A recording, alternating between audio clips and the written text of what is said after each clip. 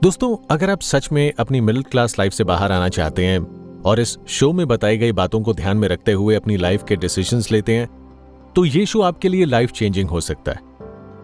ये कोई मिरेकल नहीं है, बल्कि ये कुछ ऐसी आदतें हैं जो लॉन्ग रन में आपको पैसों की परेशानी होने से बचा सकती हैं और आपको मिडिल क्लास की भीड़ से अलग कर सकती हैं। हम सब तो बस हमेशा यही सोचकर बैठे रहते हैं कि बिना किसी लॉटरी के या बिना किसी स्ट्रांग बिजनेस आइडिया के हम अमीर बन ही नहीं सकते। इसीलिए हम इस बारे में सोचना ही छोड़ देते हैं कि मिडिल क्लास के इस ट्रैप से बाहर निकलने के लिए हमें कुछ करना चाहिए। लेकिन किसी मिरेकल के बिना भी अच्छी जिंदगी जीना आसान है, बस जरूरत है तो सही रास्ता चुनने की।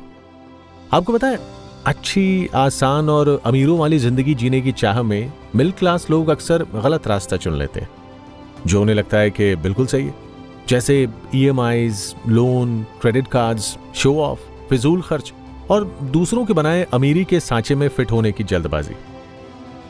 ये सारे रास्ते हमें लगता है कि हमें अमीरों वाली जिंदगी की तरफ ले जा रहे हैं, लेकिन असल में ये पानी का वो बुलबुला है जिसकी जिंदगी कुछ ही वक्त की होती है।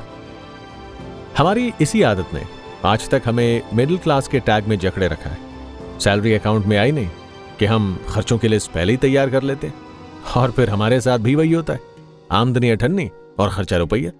मैं ये बात तो गारंटी के साथ कह सकता हूं कि कभी भी महीने का पूरा खर्च आपके फिक्स्ड बजट के अंदर तो नहीं आता होगा।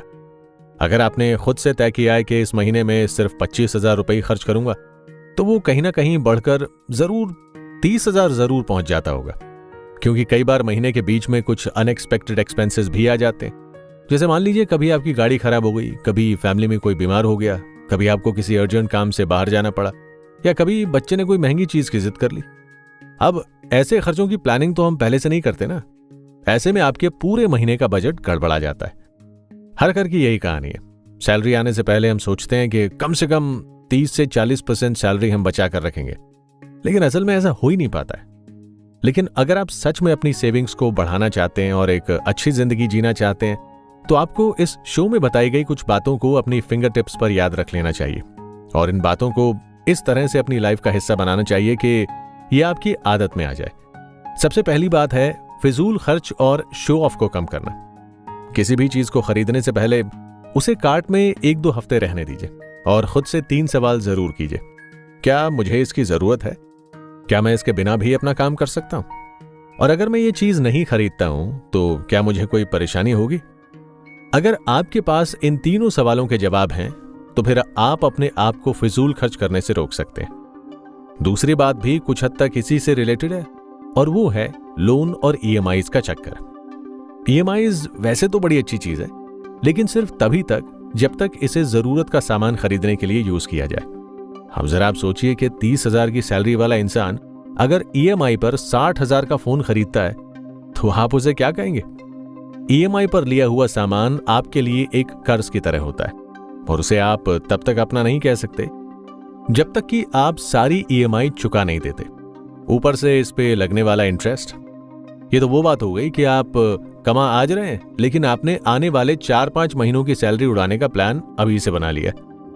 जबकि होना तो ये चाहिए कि आप अपने पैसों को कुछ इस तरह से यूज कीजिए कि ये आपके बिना किसी मेहनत के रिटर्न में और भी ज्यादा पैसे दे सकें, यानी इन्वेस्टमेंट।